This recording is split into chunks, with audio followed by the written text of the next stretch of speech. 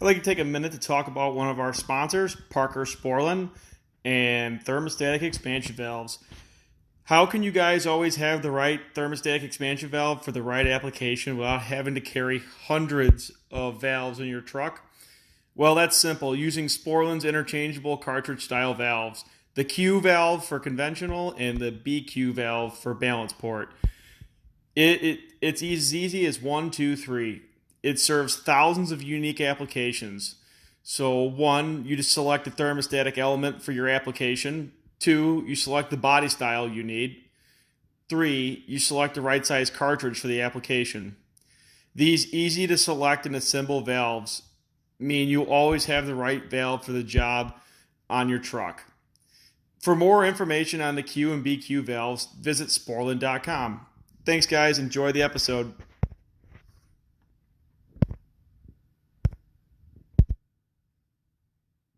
Good evening, everybody, and welcome to Advanced Refrigeration Podcast. You're here with your host, Brett Wetzel, Kevin Compass, and we have a special guest today, Tyche from RDM, Resource Data Management. How we doing, man? Good. Chris Tyche. Sorry. It's all right, Brett. So as we were discussing before you went live, wanted to talk about the differences between RDM and some of the other things that people see out there in the market right now. What makes RDM different than Emerson and Foss, which is what a majority of the technicians are used to seeing in supermarkets, aside from a few oddballs here and there like Opto 22, is we are an IoT system. And I had a discussion earlier today with a guy from Remco talking about this very thing. IoT, I guess if you want to break it down, technically a CPC or an Emerson E2, E2E, or a Danfoss SM880 or a 255, that's technically, if you want to get down to brass tacks, it is IoT. If you look at it, the fact that it can be connected on an IP backbone and you can have more than one, that is technically IoT, but it's not in the true sense of the word IoT. They're very limited on what they can do with their IP at this point. Not a lot of internet security built into it, and definitely not a very good user interface as far as IP connection or connectivity. What makes us different in that regard is that you can have our controller sitting there in a token ring or a star, and every single controller has its own web page. So when you connect to it with a web browser through an IP address, you're seeing a separate web page for every controller, and you can have hundreds of them on a single backbone. And I don't think you can do that with Emerson, as far as I know. So that makes us different in that regard. It can add to the ease of troubleshooting. It can also complicate it. A lot of the guys out there who are used to seeing the standard box on the wall configuration, like an E2E or a Danfoss controller, they're used to the confines of token ring networking. And I know you guys just covered this in a couple other podcasts talking about troubleshooting daisy chain networks, bifurcation of those networks, finding the middle point and splitting it. And that is a very easy troubleshooting method, but that only applies if you don't have stars. And as we all know, people are guilty of starring networks, more often than they should. So that makes the troubleshooting a little more difficult. So RDM, kind of goes against that traditional thinking, and the fact that we are, supportive of stars. It's something that we actually encourage, is seeing a star network, and that's because we're IP based. And with IP, you can go in and out of switches all over a store and pick up controllers wherever you want, and there doesn't have to be a daisy chain or token ring architecture, which is awesome. I meant to ask you, because I've heard the term Bacnet over IP, and I was trying to understand what that really is, unless it's just basically they're speaking Bacnet over an IP protocol. Is that correct, or am I wrong? It's as simple as it sounds. It's basically the protocol just being piped over an IP source. That's the only difference. Okay, because some of the older stores, and I say older, like the black box RDM, some of the stores that we have over here, they're HEB, and most of the time, most of the case controllers are basically ran from, right from the case controller right over to a network switch, and then that way, everything is communicating to each other. But like this one store that we have, it has these what they call them? Is it 232 network hubs? Is that what they are? Yeah, so essentially it's a converter. It's a translator. So basically, what's that doing then? Is that's taking the signal coming from the case controllers and converting it to 232? So to understand the differences between all the different protocols, and I think you guys have kind of covered that a little bit, haven't you? Yeah. So Bacnet is a self-describing language of basically tables. Different points on the system are described through a Bacnet, table of sorts, but it's self-describing on Bacnet. So even though there are different brands of Bacnet out there, everybody has their own spin on it. Typically most Bacnet is universally self-describing. Modbus does not self-describe. Modbus requires a table. You have to know what the bit stops and the descriptors are in order to understand what point you're looking at on a Modbus system. You can't just pick up a Modbus device, throw it on the network, and say, yeah, I know exactly what input point that is. You have to either build that table or hopefully have a manufacturer willing to give you that table to build that register.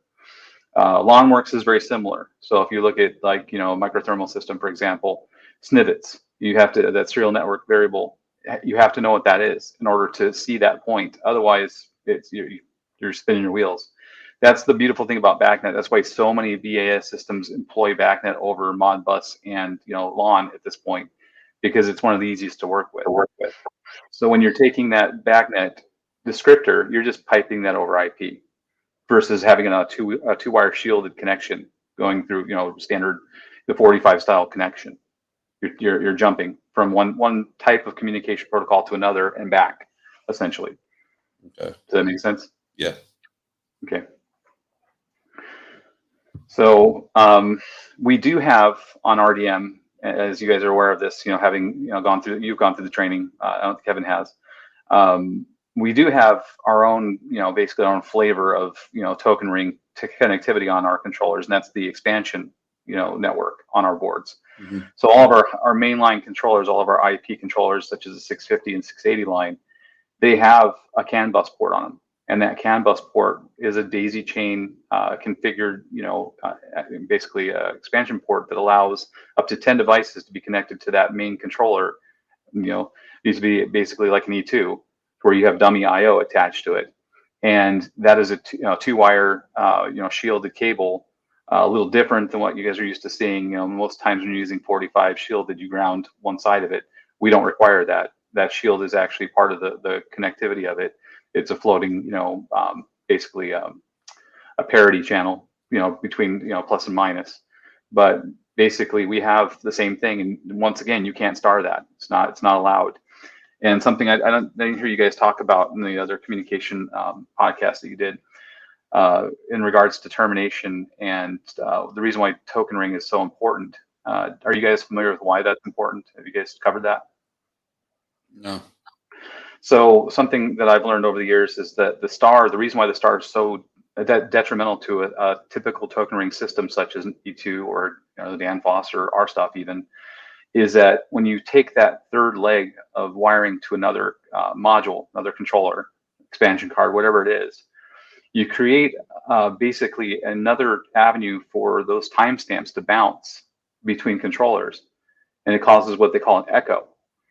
And that echo will cause those timestamps to fall out of time and date. So every one of those variable packets that go across each of those controllers is stamped by system time, and whatever the point it's reporting back to the main controller, whatever those values are timestamped. Well, when it hits that that star, basically the controller that has 3 boards attached to it, or the expansion card that has 3 boards attached to it, 3 different channels, it'll send it one way or the other. It will basically echo between a couple of those expansions, and then those timestamps fall out of their proper sequence. When they get back to the controller looks at those packets and goes, "These are garbage," drops them, doesn't use them because it sees that they're out of timestamp. So you'll see this a lot on Emerson. If you've ever chased down that what I call scrolling COM loss, have you ever seen that? Where you're watching that online, offline, you get one board that keeps coming online and it goes offline again. Then board 2, 2 boards down, it goes offline, comes back online again. And then the one up there that you were just looking at goes right back offline again, but then it goes down to the bottom of the list and you're like, what the heck? It's usually either a star or something not terminated correctly. That's usually what's causing that. So that's good information. So if you're chasing down that scrolling COM loss, that's a good place to start. Verify that network from top to bottom, from beginning to end. Terminations in the right place, all terminations. That's the other thing too. If that termination jumper in the middle of the network is there, it's in the up position, that'll cause echoes as well, because now it thinks that board in the middle is the end of line. And it may still be sending packets. Even the actual end of line and that one in the middle will be bouncing packets back and forth between the two of them, and some of them will make it past that termination jumper controller or board and then make it to the main controller, and it'll cause all kinds of goofy stuff to go on. So things to keep in mind. In your CAN bus and RDM, do they have onboard termination, or they have is there a separate resistance ohmed resistor that you have to put in? We have jumpers, thankfully. Okay. I'm very, very happy about that. Nobody likes to have to search for the little tape full of resistors on a Danfoss store that you typically get thrown away, or if they were nice enough to stick them in the fuse cabinet or something, they've wandered off, or somebody grabbed them for another store and they're no longer there. So now if you have to add something, forget it. You have to figure out what that resistance is, and well, Radio Shack doesn't exist anymore. So where do you get them? You're on Amazon waiting for a 2-day shipment to get those in your hand. So that's one good thing. We don't have to. We're not rattled by that. We have our jumpers. So no, everything's 8-week lead time at this point. So you're waiting 2 months to get anything at this point. Tell me about it. My father, I don't know if you were aware that he's in the industry. He was talking. He talks to KPS, and KPS has a certain allotment of foam for different customers, and they're reaching the end of their allotment for a lot of their customers, and it's not coming in. So there's going to be certain customers that are not getting their panels at this point. We're doing a bunch of Costco's right now, and we're waiting on panels. There's half-built boxes all over the place. Yep. It's just insane. Right now. It's insane. We got walls, no ceilings. The foam shortages. I didn't think that would be as bad as it is, but it's horrible. I was shocked to hear that, because being the past of my career.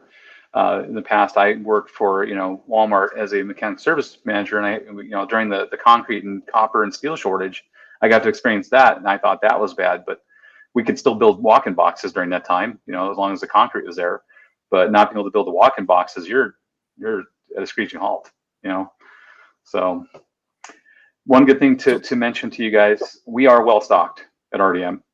We took the risk and ordered before all this stuff started really taking hold. We ordered a lot of product from Taiwan, where we manufacture the stuff, and I was in Minnesota the week before last, and we have a ton of product in stock right now, so we're good there. Chris, can you kind of talk about your guys' sensors and transducers, and kind of go over what you guys use and what you can use? Absolutely. So we typically, we can do a lot of different sensors. I go through the list if you need me to, but for the time being, I'll just go over the stuff that you're probably going to see. 10K, 10K2, PT1000, that's pretty much the industry standard across what you guys are dealing with out there. What we do a little differently that you guys aren't used to is 4 to 20 milliamp devices. So everybody's used to 3-wire with 5 and 12 volt power supplies, looking at an Emerson 1680 AO or 80 AO plus, with the built-in 5 and 10 or 12 volt outputs. We don't do that.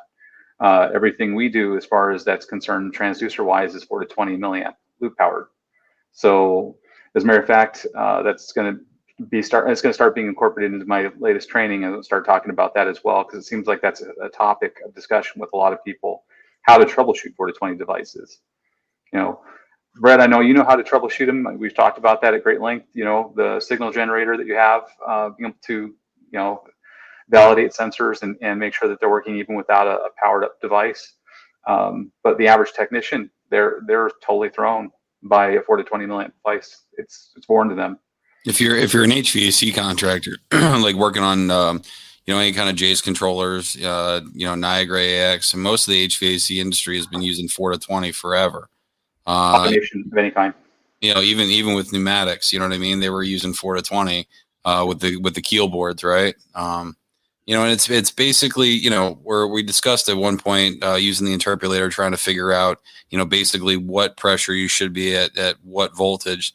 Is basically the same thing. The only thing with 4 to 20 is, the first 3.99 milliamps is used just to power up the device. The 4 to 20 is where the signal lies. So if you're at 0 volts, 0 psi, that's going to be at 4 milliamp. And if Correct. It's a 500-pound pressure transducer, it'll be 20 milliamps at 500 there. Exactly. And that's, I personally prefer it, having been, in the building automation side, working, in the LC dealer branch and dealing with high-rise buildings and hospitals, where that's pretty much all they use, especially hospitals. They don't this, 5 volt, 12 volt stuff that would be foreign to them. They don't even see the point in that. Obviously for the benefits of it, single cable pull, 2 conductor, 2 conductor 18 for longer pole, 222 for smaller poles. It's simple stuff. I mean, it's simple to troubleshoot too, really. If you know how to do it, it's way easier to figure out a 4 to 20 device than it is to try to break up a 3-wire array and figure out what the voltage readings are, and if it corresponds. It's just a lot easier. Just pull 1 wire off and you're in circuit on it and you're done. You've figured out your sensor, if it's working or not. Whether it be a humidity sensor or a transducer, light level sensor, whatever it is. That's why that's a common device, especially with automation, because you can validate the sensors off the controller with the generator and a meter. So that's huge. It saves downtime for sure when you're dealing with troubleshooting and verification, commissioning. So that's one of the things that makes us a little different. And then as far as temp sensors are concerned, standard ranges and standard, sensor types are supported. We support some oddball stuff that I don't think I've ever used, 2.7s and stuff like that. But pretty much all you're going to see out here anyways is PT1000s, 10K, 10K2. So anyways. So do we want to talk about a little bit about the IP side? Absolutely. Yeah, that'd be great. All right. So, one of the reasons why I think that a lot of companies, and you'll see it's starting to spread through a lot of other control systems as well, why people are jumping to, the IP side, speed. Everyone wants their data faster, acquisition of data faster, update times faster. And even the fastest of the fast on the 2-wire side isn't anywhere near what you're seeing on IP. You're talking 1 to 10 gigs per second, depending on how the system's set up. We're 100 base on our controllers, so that's pretty fast. And then we can get update times on our system. If it's properly configured and everything's working correctly and it's a well-built system, you can update the entire system in about 2.5 seconds. That's every peripheral, anything that's out there on the system, updated in 2.5 seconds. So you're not waiting for anything to trickle in. You're not seeing those incremental temperature sensor changes, that you're trying to pin down. It's happening in real time. You're looking at live data, basically, as live as you can get, within 2.5 second, update time. And that's on a large system too. That's not a small system, and that's including CAN bus devices. So you think about that, it's pretty mind-boggling to have update times that fast. And the other reason that it's imperative to go to the IP side is it's easy to troubleshoot. We talk about bifurcation and taking voltage readings across, A minus B plus or, to 0 volt.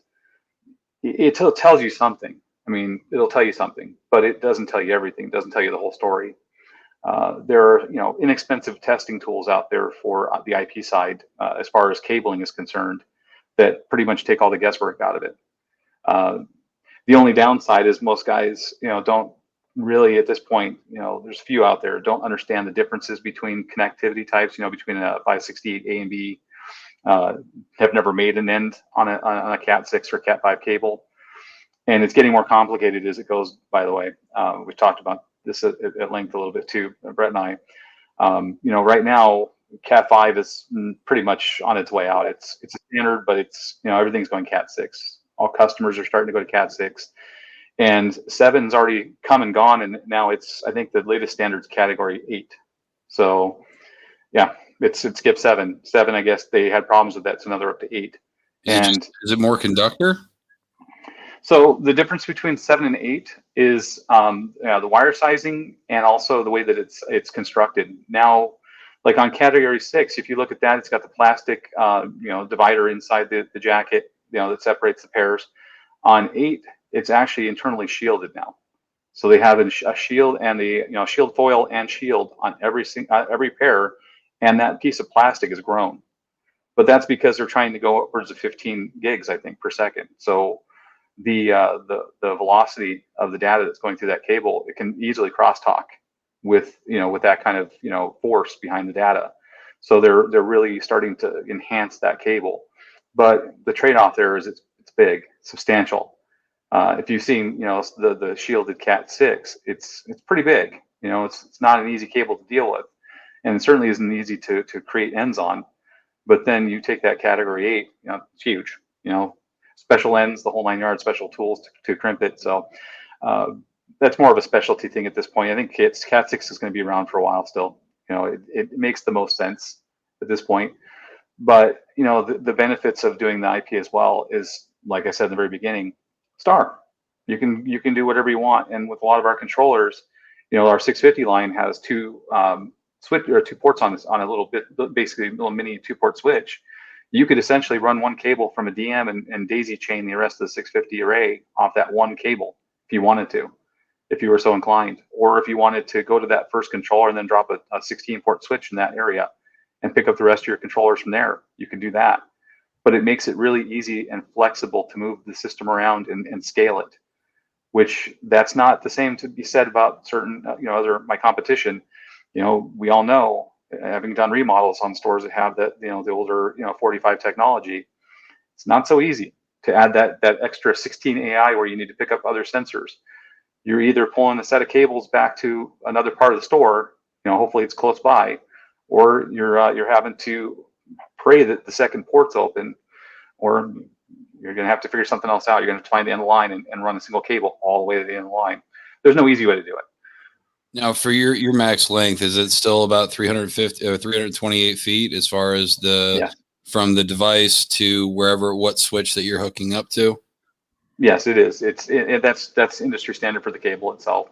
That changes on the CAN bus side. So if you have expansion, you can go up to 1,640 feet. I wouldn't do that personally, but you could if you had to. The longer the length, the slower it gets. That's the weird thing about CAN bus. Is if you extend that length, it starts paring down the speeds. It's just something inherent in the cabling. But if you cut that cable length in half, it speeds up. So that's kind of a neat thing about CAN bus. So the maximum length that we recommend is 1640 to keep that speed, the 125 kilobits per second on that.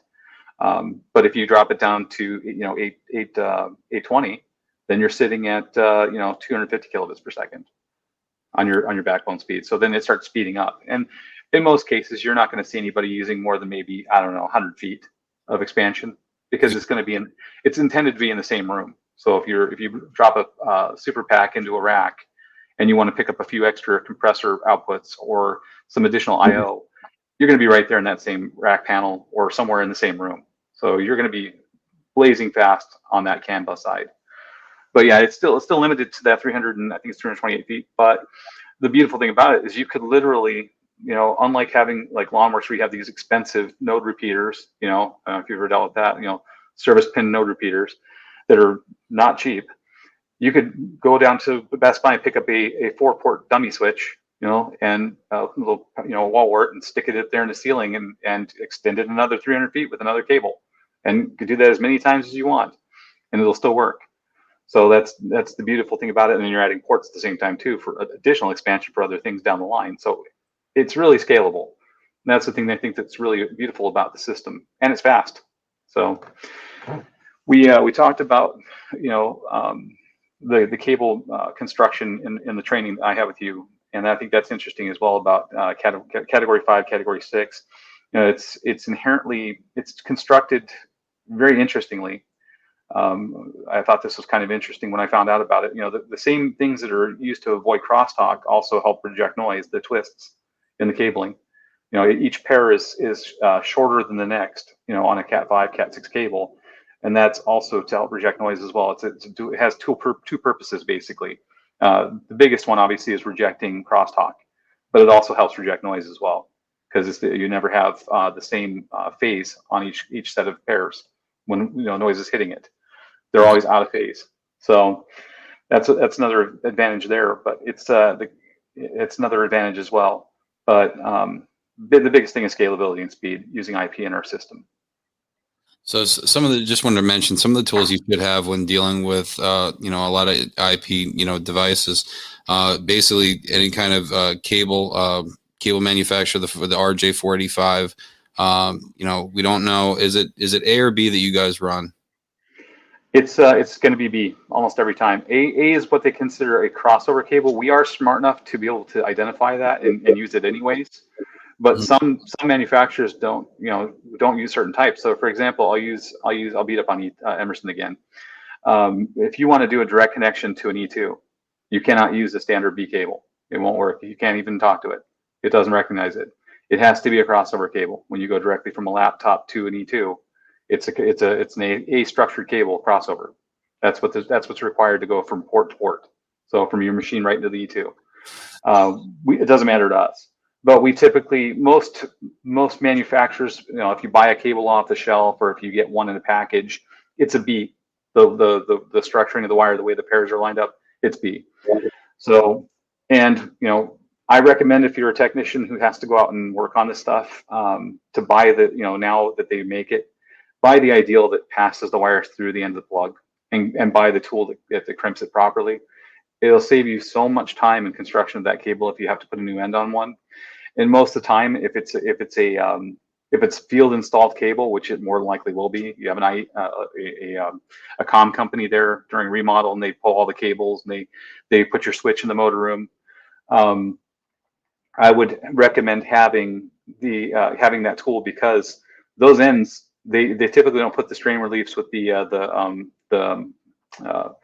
safety latches on them. They don't put the strain reliefs on those, the cover. They just put them in bare, and those break off over time. So you're going to end up having to replace a tip or two here and there if you have to service that cable or check it on occasion. So get the right tool. It'll save you a lot of time and a lot of headache.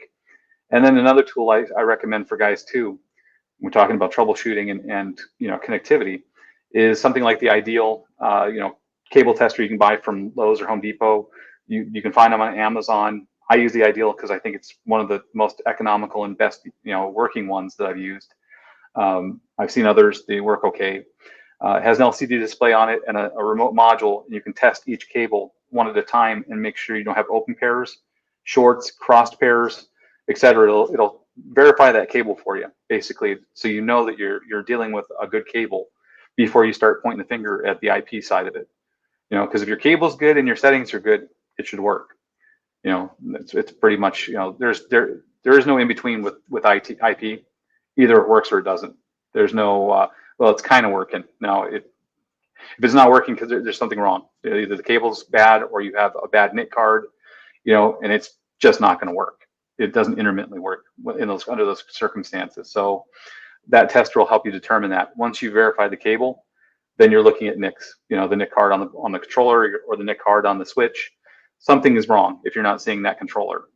Something's set wrong. But I recommend having that tester at your disposal. So make sure you also have some couplings. If you have to go through and check anything through cable to cable. You said you basically run your stuff, and you can run one Ethernet cable up to, let's just say, the rack, and basically daisy chain through and through, right? So that standing, you could have a bad connection in between from one to another. So sometimes having the couplings there to basically make one extremely long cable, so you can test it in sections to see maybe which one's dropping out. Absolutely. It's the same thing as if you were to be troubleshooting 45 network connection in a motor room.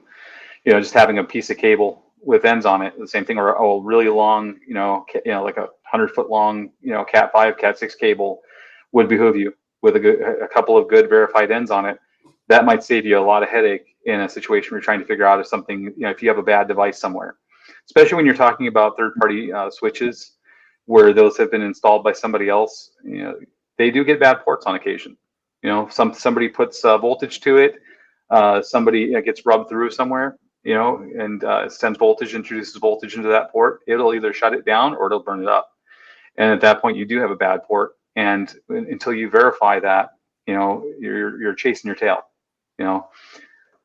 So I just want to mention, usually with, when these stores are set up, you'll have the Ethernet cable running from the device back over to what's called a patch box. And usually on the back, the cable that's ran to there is actually, pushed into prongs that are in the back. And then from the patch board, it actually goes over to the switch, where they usually, coming out of the port on the front, will then go to the actual internet switch that actually, provides the communication from one port to another. The patch box is basically just there to receive all the wires that, coming from all the devices.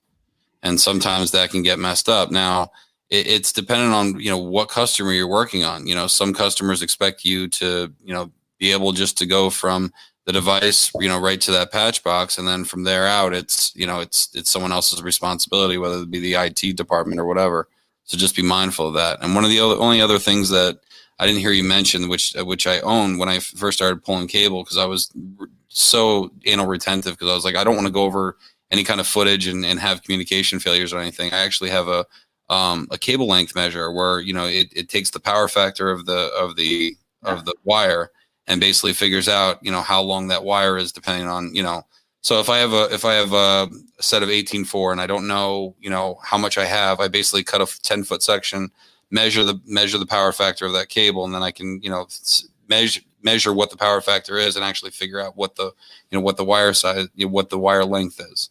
But I mean, that would be good in case you have, you suspect that you potentially have a run that's longer than 328, because just like having, wires that are too long, as Chris has informed me, you can have wires that are too damn short as well.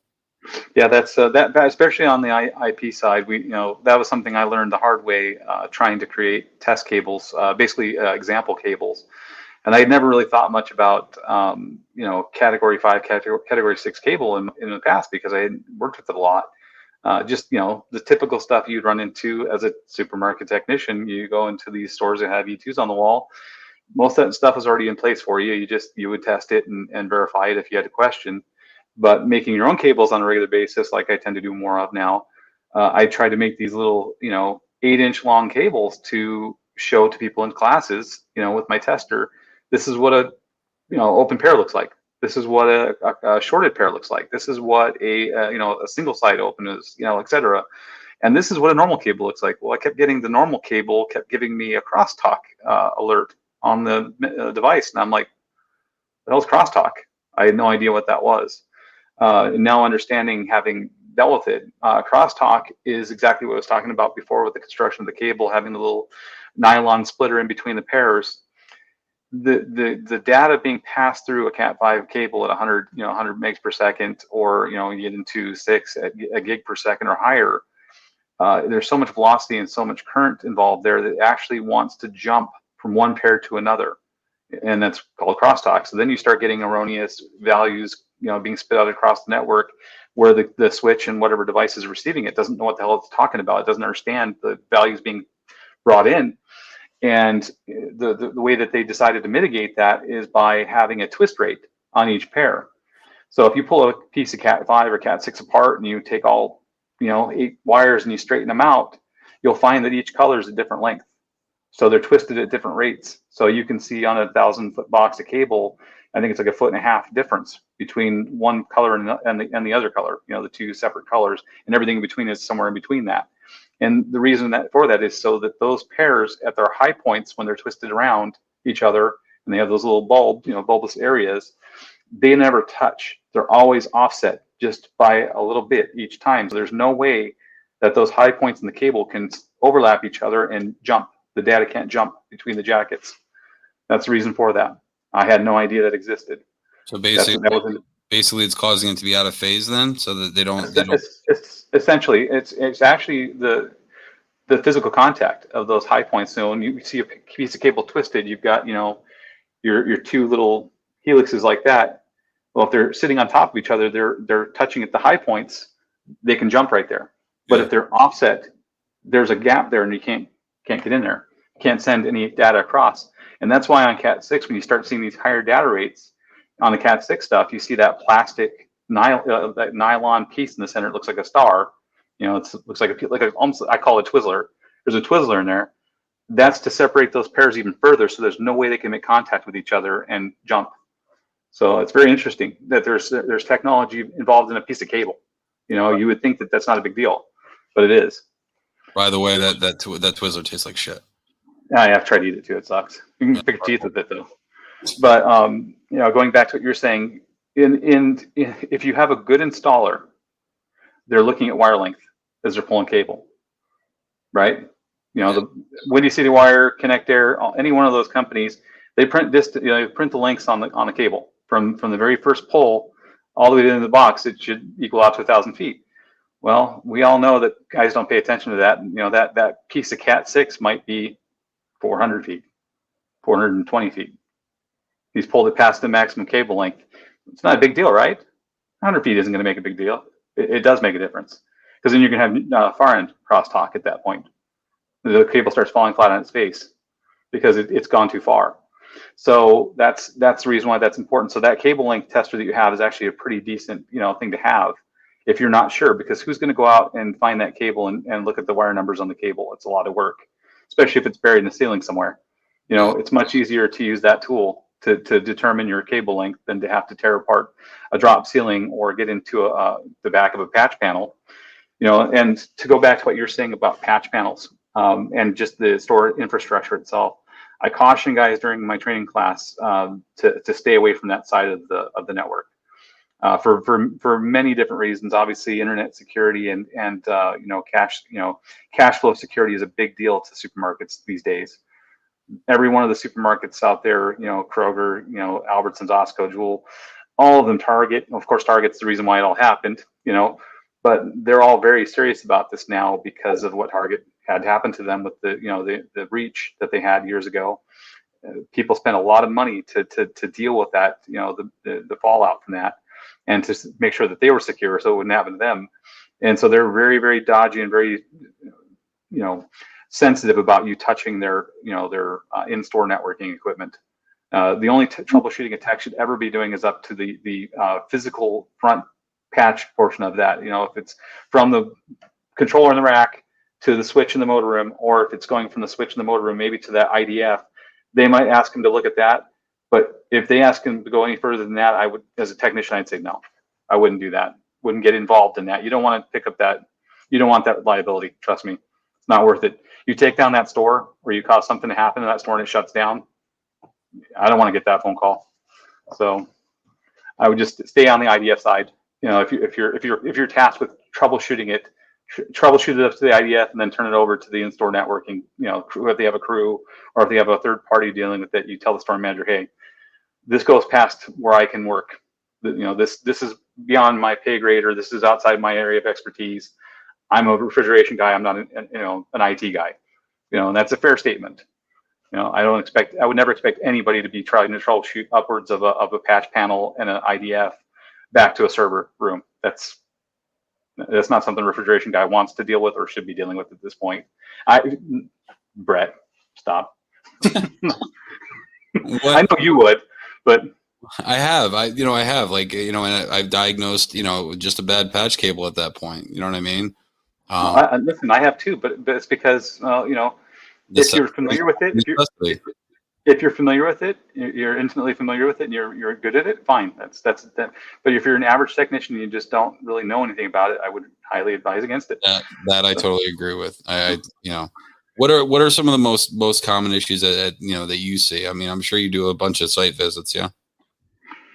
Well, they're the things that plague everybody. The same things you see. It's typically, housekeeping and best practices of cable management within a store, and it can range from running things by high output transformers to running parallel to line and load conduits throughout the store, ceiling grid, things laying across ceiling grid. We know how much fun that is.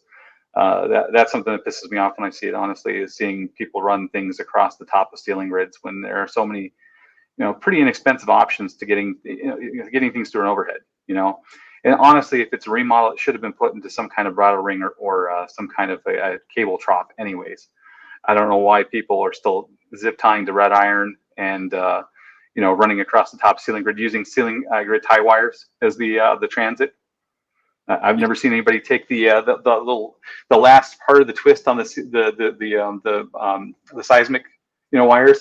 Take that last little piece that's sticking out, and then lay your cable in that, and twist it around. And use that as your cable tray. Yeah, I've never seen that before. But as the EMS guy, you just got to make it look better than the cable guys. You're safe as long as you make it look better than the cable guys. Nobody's ever going to look at your stuff. It's true, but there's so many good products out there to get cable across the ceiling, safely and without making contact with sprinkler lines. Mostly voltage, going through across line and low voltage, conduits. That's a big thing. As Brett, you would be able to tell, and I've run across it myself. Anything over a couple of feet, a piece of cable run over a couple of feet next to, let's say, a drive conduit, a conduit full of drive line and load side wiring, that'll induce enough voltage to give you a nice little spark, wake you up. Yeah. I've seen on cabling in the past, I don't see it as much anymore, upwards of 90 volts, being spit out across a 22.2 that should be a sensor wire that's now creating voltage because it's inducing it across the length of a store, running by all kinds of things that have voltage in them. That's a worst case scenario, but it happens. But, the thing is, even just, that induction of voltage causes all kinds of erroneous readings on temp sensors. You can see it sometimes in graphing. When you look at graphing, you see these weird anomalous, sensor readings that don't make any sense, long waves in what should be pretty much a straight line, that's you're probably seeing induced voltage on that cable. If you put a meter on it, you'd probably be seeing, 30 volts on it, and you're not supposed to see 30 volts on the cable. So the input's doing its best to interpret what that is and create a value out of it. But yeah, it's mostly best practices. Guys still, running across sharp edges, still, like I said, running across things that they shouldn't, strapping to things they shouldn't, no knockout bushings where they should be. What are those for, right? Pipe end bushings.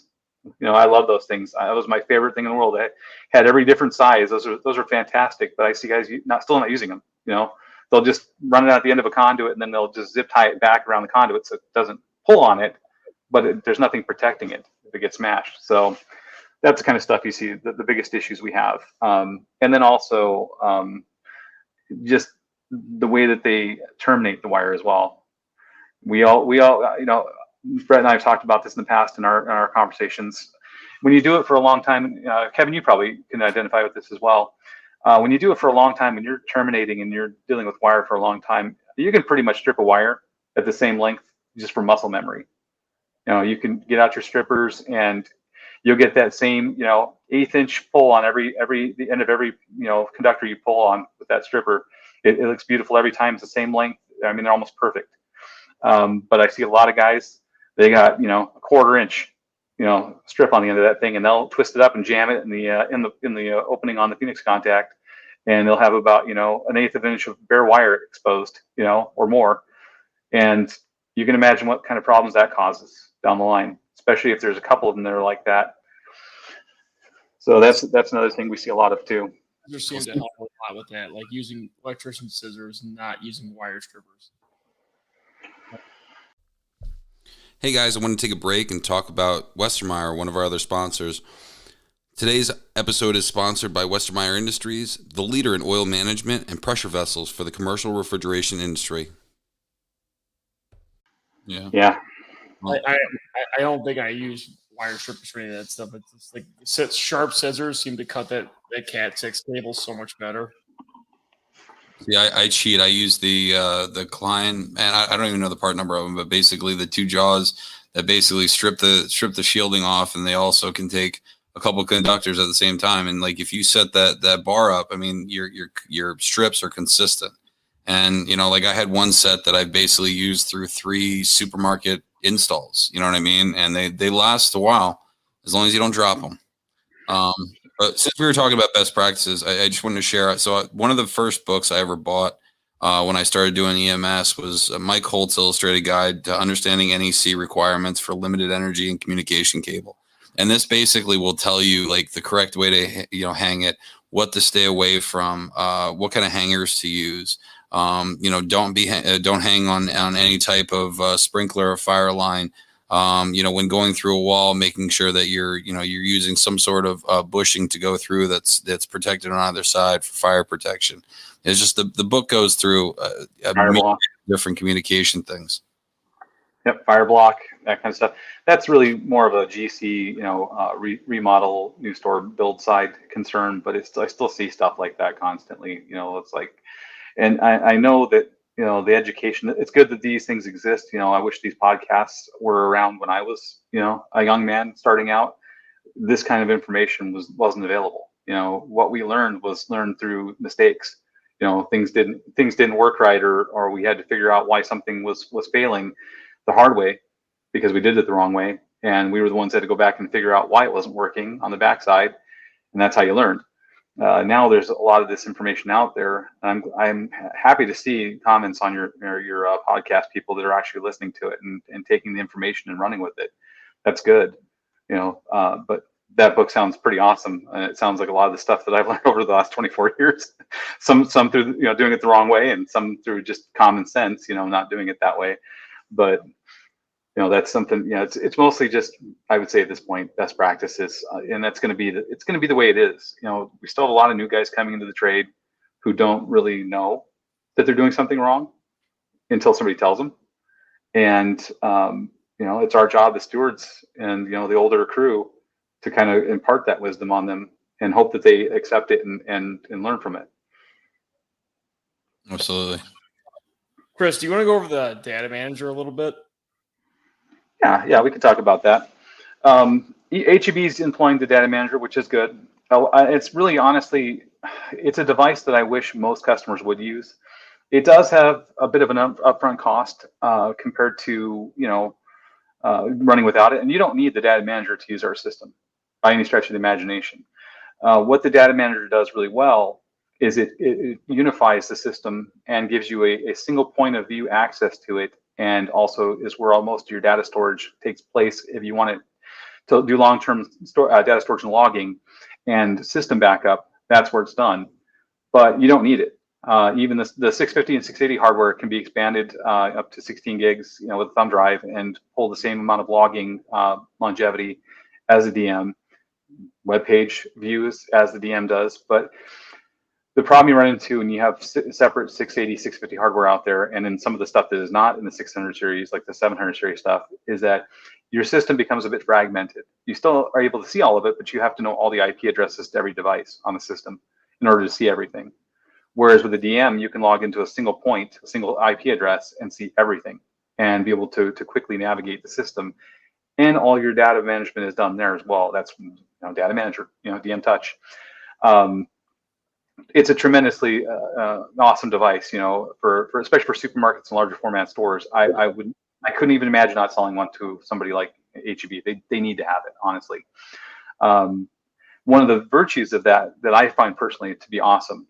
How many guys, you know, deal with controls, especially Kevin, you can attest to this, and I know Brett, we've talked about it. When I worked at Kroger, I was responsible for, you know, 120 stores. And we had UltraSite on a web, like a virtual machine out there floating on the server that everybody had access to. Nobody maintained that. So that database was never up to date. So if you had a store crash, you know, you couldn't rely on that virtual machine version of UltraSite to have the latest backup. It might have been a year since somebody went and did a backup on that, unless I did it personally, which I would go through and do that. Most of the databases were fragmented across like 3 or 4 leads that were in charge of maintaining all those E2s. So it was always a scramble anytime you had water intrusion and you had an E2 get wet. You know, we were doing the fire drill, calling everybody to see who had the last backup of that particular site.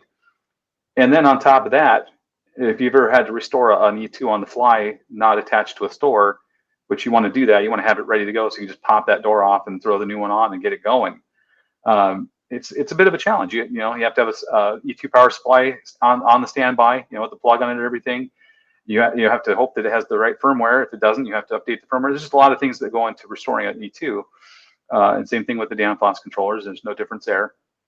With the data manager, once that's employed, and it's a feature set on the DM, but they have a dynamic backup feature built into the DM that basically will take all the controllers on the system and back them up and keep the latest config file every day.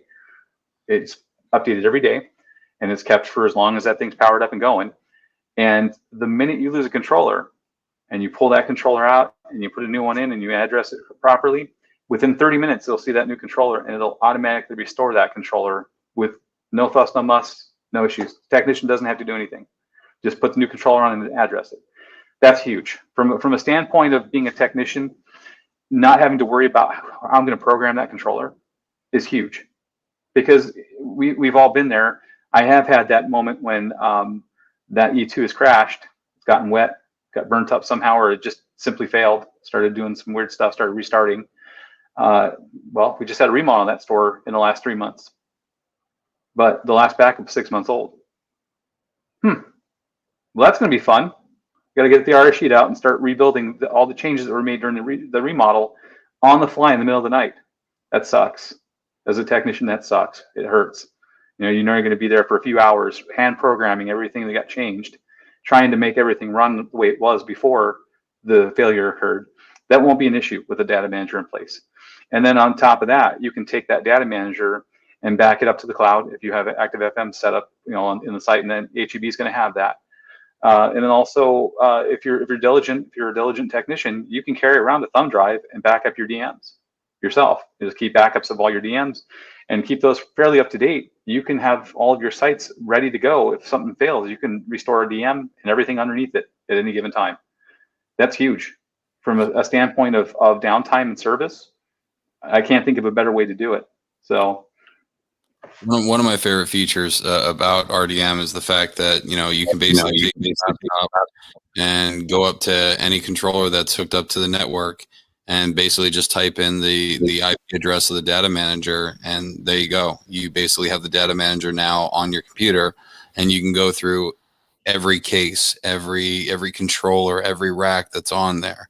And there is another way that you can communicate if you don't actually have a laptop. If you have some sort of Android and or Apple tablet, they make either the Lightning to the Ethernet connector, or they have like the C plug to the Ethernet connector, where you can actually look at the data manager on your phone or tablet. Yeah, I was hoping you touch on that. If not, I was going to. When I first started with RDM, once again, I'll beat up on some competition here, but I hate to do that. But being, so entrenched in that universe, that ecosphere of Emerson and Danfoss, one of the things I absolutely hated about that system was the need for a Windows-based application. I always wanted to carry a tablet, some kind of even an Android tablet or a cheap Windows tablet, something that would allow me to connect to the E2 or connect to controls. And most of the time, the interfacing was just too difficult. Android, you couldn't do it, but even if you had a Windows tablet, you may not be able to do it so well, because they didn't have the adapters back when I was thinking about doing this, to really connect a tablet to RJ45, not very easily. So that was kind of always a sticking point. So it was always like, well, I'll just buy a cheap Windows laptop. That's the best way to go. But as soon as I started working here, first thing I did, as soon as I got my test kit in the mail, it showed up. The first thing I did was started looking at the IP side of it. And, I sat there in my office one day. I had Note 10 Plus, was the phone I was using at the time. And I grabbed that phone, and I didn't have the adapter, but I looked at it, and I looked at the OS, and they just updated it to where you could use wired Ethernet.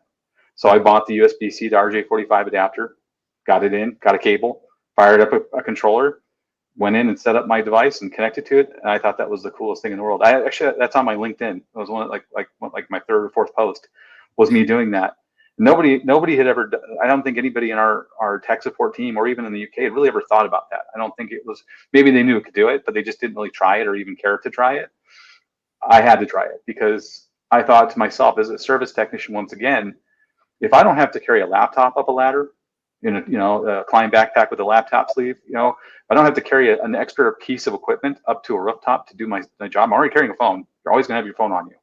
Yeah. If I can walk up a ladder with a phone in my pocket and a little dongle and a wire sticking out of it, stuffed in the pocket of my backpack, and be able to access all the controllers, all the rooftop units, all the things I need to, or even just, pick one spot to connect and see everything up on that roof from my phone, that is worth it. That is worth the price of admission right there, because that eliminates so much hassle when you're trying to troubleshoot something, to have an eyesight into the system from anywhere. And that's huge. And so I've tried it with the Apple devices. I've tried it with, the Android stuff. But I will caveat this, though. It has to be a flagship device, from what I understand. I've tried LG. I've had a couple of LG phones to play with. None of them support the Ethernet, adaptation. Some of the lower Android phones even don't have the Ethernet adaptation. And then iOS, I think, supports it across all their devices now. I think it's incorporated in every iOS update now. But and I don't know anybody who's anything less than a 6. I think at this point there might be some weirdos out there with iPhone 4 still, but I think those even have the newest iOS, and I think it's in there. I haven't had one to test, but I would assume it is, because iOS, there's only one version of iOS. It rolls out every year, and you get it no matter which device you have. Well, if it's old enough, it won't update. Supporting it, yeah. Well, and then it'll stop at the max, right? Well, at that point, then go buy an iPad Mini, the new one, and you're fine. I'm fucking cheap. I know. I'm just saying that from a service technician's standpoint, to go out and buy a $160 device that's going to save you, thousands of hours of running around a store. I'm sorry, but I think I know what I'm going to choose. Sorry, Kevin, go ahead. When you say you plug it into, so you can plug it into any board basically. Go ahead. If you're on the rooftop, say for example you're up on a roof and you want to see the rooftop, the DM and the rooftop network, you could sacrifice the controller if it's like a 752 TDP up there running the rooftop unit. It's not a 600 series device, or if it's a 680, you're only gonna have one port. But you could essentially take that cable off and plug it into your phone and use that as your point of access for the time being to be able to get to the rest of the rooftop loops. You'll take that one offline for a minute, but you could use it as a window, or you could take a switch up there with you, one of those little 5-port, dummy switches. Plug in. You could do a splitter as well. I mean, because you're not allowed. You can't do a splitter because it's non-powered and it won't understand what's going on there. The passive splitters won't work. That would be awesome if it did, but it'd be better off with a switch. But like I said, if you're up there to do some service, the manager knows you're on the roof, you're working on stuff, you trigger an offline alarm because you're using that cable, they're not going to blink an eye. They're just going to go acknowledge that alarm and go on with their lives because they know you're there. Now, let me ask you this, check in with the technicians, check in with the managers. Let me ask you this, Chris. So do you just need the IP of a data manager at that point, or do you need individual IP of each board you're trying to get into? No. If you want to target a specific device, you can do that. But you could also just go to if you want to do that, let's say you're up there and you don't know what the device IP address is for that device you were looking at. Let's say if you're up on the roof, but you need to look at the rack. You can either go to the DM and just go to the device list and hit the rack you want to look at, or you could actually go into the IP list on the DM, pull that IP address, and just continuously connect directly to that device using the browser. Either way, when we talk about the system, one of the things I love about RDM, it's flexible. It's probably one of the most flexible. I think to an extent, I've said this in the past, it's too flexible for most people because there's so many different ways you can skin a cat with this thing. It's almost too many. You have too many choices.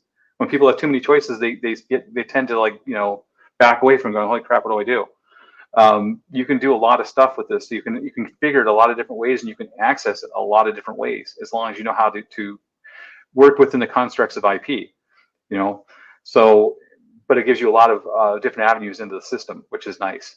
But talking about the DM again, we've talked about this as well, that whole data thing and the store side of it. HEB store, for example, use them. You have two IP, segments basically on that DM. You have a what we call PRO 486 adapter on a USB port. That right there creates another RJ45 port, so a 5th port on the DM that connects to the store network. that connection goes right to a switch, right to HEB HQ. That's a port you don't want to mess with. You don't want to unplug that, and you don't want to plug your laptop into that port, because if you do, as soon as that HEB network, because HEB uses managed networks, their switches are smart. Their switches are as smart as our controls. As soon as that switch sees that new device, namely your phone or your CoolSys provided laptop, sees that new MAC address, it goes into DEFCON 1. It sees this new device, it's a threat. It locks down that IDF. It also locks down the whole store. It'll put you in somebody's going to be getting a phone call, and you're going to have a whole swarm of IT people swooping in on that store, asking what the hell's going on, searching on all their IDFs, checking all their cables, because they perceive you as a threat. And that's all because of what happened with Target. So you don't want to mess with that side of it, the store side. One of the first times where I was told to update a whole bunch of firmware at a store on the East Coast, Price Chopper. I went through. They sent me. It was 2.1, and basically had to update it to like 3 point something. And then once I did that, then I had to update it to the E2E, because they were updating it to a lot of the newer case controllers. And basically, the gentleman didn't tell me that, because I thought I messed something up. I couldn't understand every single time. Like, I updated the firmware perfectly. I updated it to the new controller, plugged in the new controller network, and it gave me the middle finger. And it's like, it's not communicating. And I was like, I'm spending hours like just trying to figure out why the hell won't you communicate? Why, and they're like, well, just finally, call the IT department.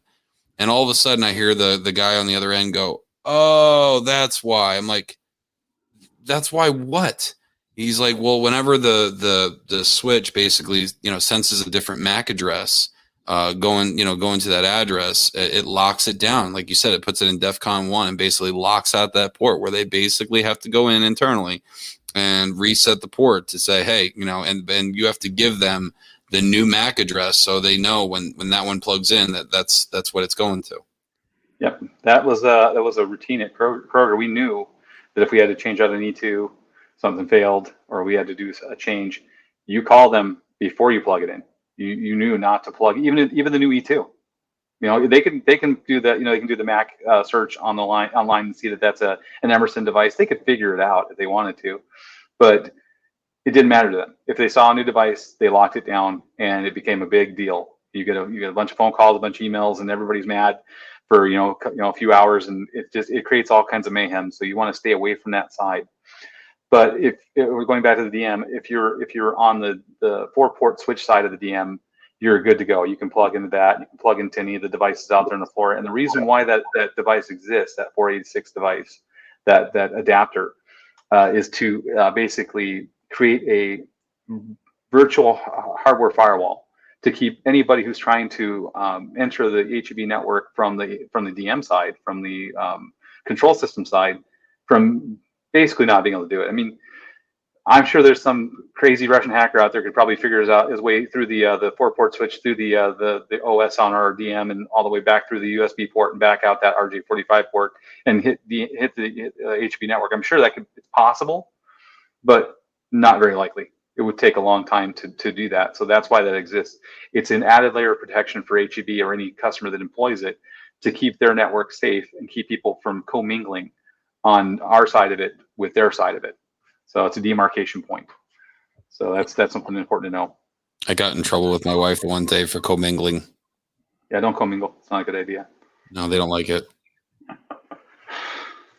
Chris, was there anything else you wanted to talk about as far as the communication and the data manager? Not really. I mean, I think we pretty much covered it. DM has a 4-port switch built into it, so if you guys see one out there, if any of the technicians see one, you do have 4 ports there on that device. It has a little mini switch built into it. Typically, what we'll see is usually 1 or 2 of those ports taken, and usually 1 or 2 open, unless it's a really big store and they have a lot of different connectivity ports going different switches all over the store. But usually it's a single connection or 2 connections to 2 different IDS, and it splits off from there. That's typical architecture. One other thing I'll discuss too, that's kind of neat about our system. If you've ever dealt with microthermo, I'm sure Kevin, you dealt with microthermo. Kevin's a pro.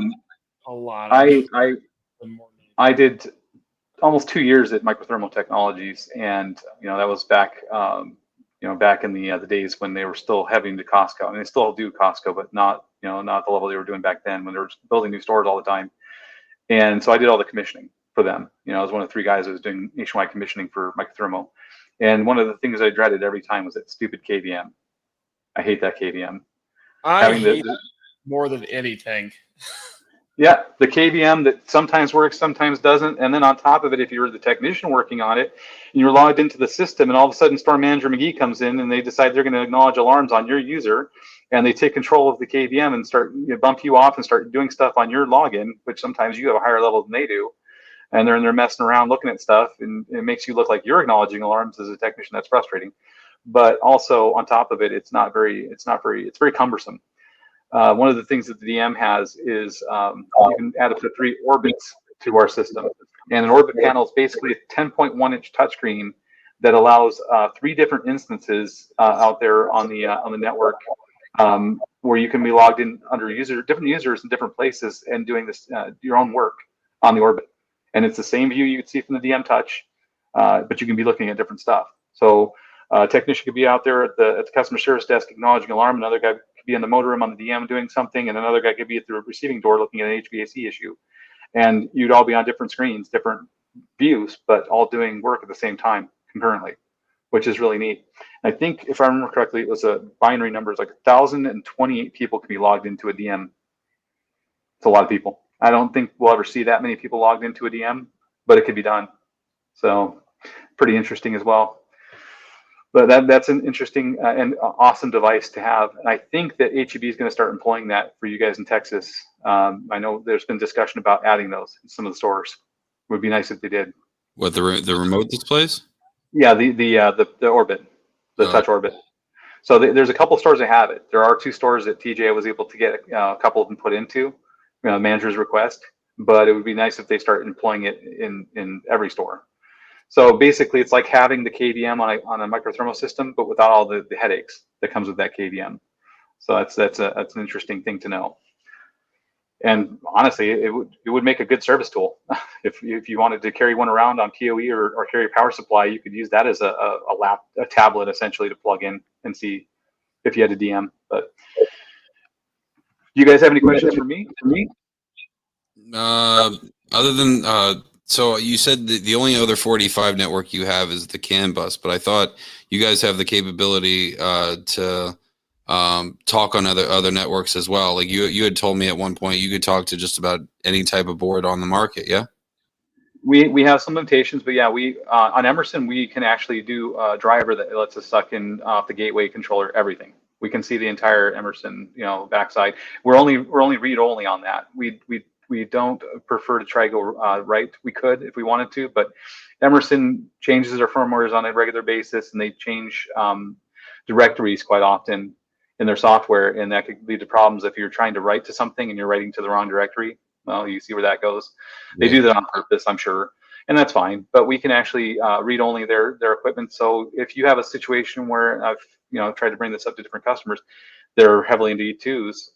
If you want an email server, drop a DM in that store, pick up all the E2s, and then you have an awesome email server that'll send out all your current alarms via the web, and you have a web interface to see it in one IP address. You can see all the controllers. I've tested it; it works. And then we can also do Dan Foss. We have a limitation there. It's only one controller per DM, so that's kind of a bummer. We can't do like multiple. Couldn't take over an entire Costco with a DM. We can only see one 255 or SM80 at a time. And then Comtrol, we can take over that same thing, one per. So the DM takes over for the Comtrol 4K. We can just pull the 4K off the wall and drop a DM in its place and take over their boards. And then the biggest accomplishment we have is microthermal. We can pull the Alliance PC off the wall now and self-describe the snivets. We have a utility that'll pull the snivets out of the MT boards and display them, and we can do all the grouping and pairing and everything, and we take over for the Alliance PC and it's gone. Really? Kevin's pretty happy about that. Yeah. How fast is it? Is it faster than Alliance? Yeah. Well, and the other thing too, the obvious advantage is that how do you get to an MT Alliance site from remote? Yeah, you either got to use TeamViewer or you got to use you got to go through Team, the back. Yeah, TeamViewer or RDP. Those are your choices, or PC Anywhere or any of those utilities. But you have to. But the problem with that is, sorry, go ahead, Kevin. It's just so slow. I mean, it's cumbersome. That's a perfect word. It's cumbersome, and that's one of the reasons why I'm pretty sure that Costco and HB weren't exactly happy with that. I personally didn't care for it. Having to deal with that when I was a commissioning agent for Microthermo, it was a hassle. You had to have special permissions from Costco, and same thing with HB. You have to have permissions from their IT department to have that access to their network. You have to have a VPN from them to get in. And then on top of that, you have to have that software installed on your machine, and you still have the same problems there too. You're fighting with people in the store when you're using Alliance PC. They'll take over while you're in the store. It does lock them out, I think, if I remember correctly, but still, it's just a lot of things to jump through, a lot of hoops to get access to that. Whereas at the DM, you have multiple instances you can be logged in on that same machine, that same DM Touch, and you have an email server built into it. Emails out. Something that's hard to do with the Alliance PC as well. There's a lot of reasons why that would make a lot of sense, and I think it's an amazing accomplishment that we were able to do that and get that going. We have to give Ryan Smith from HEB some credit on that, because he helped develop that application that pulls that out. He started the process on that because he wanted to make that happen. Because they have a lot of microthermal stores still that they're not ready to fully pull out yet. They're gonna leave it in place, but they do want to have the RDM interface in the active FM. So that's why this exists. But that's really cool. So, and Bacnet, I learned a couple of new things about Bacnet, at least on the 650 side. The Bacnet, the 650 TDB can be a Bacnet slave, and it can also be a Bacnet master. I did not know that. So you can essentially use that 650 TDB to interface with other Bacnet devices, almost like a little mini Bacnet gateway. So that's kind of cool. That's a neat feature. So using the USB port and the adapter, it's like a little dongle that you plug into the USB port. You can go master to other Bacnet devices. So we can talk to a lot of different things. And of course, MSTP, that's a standard, but we can also do a lot of stuff over IP as well. So we can do Modbus over IP with the DM. We can do Bacnet over IP with the DM. So there's a lot of different interfaces we can do over IP as well with the DM. DM's that's the other reason we recommend the DM for anybody who wants to do integration. That's where most of the integration tools are housed, is in the DM. So. Yeah, Chris, I would love to do another one of these, and maybe like have you pull a DM up on the screen, maybe kind of like go through the DM a little bit and show guys that have never used it before. I mean, I think that'd be great. I mean, I've messed around with them at a fresh time, a little bit here and there, but like to actually go through it and like go over some troubleshooting things, I think that would be great. Maybe do like a live event. Yeah, we'll put something together. Awesome. That sounds great. Well, we've gone way over on this one. No. Kevin and I have talked for 2 hours where we ended up having to split the damn thing up. But Chris, I want to thank you so much for coming on and talk and just rapping with us for a little bit, man. I actually learned a hell of a lot, so I appreciate it. My pleasure. Thanks, guys. Thanks for having me, guys. Kevin, it's good meeting you. All right, have a good night. Take care, Brett. We'll talk soon. Take care.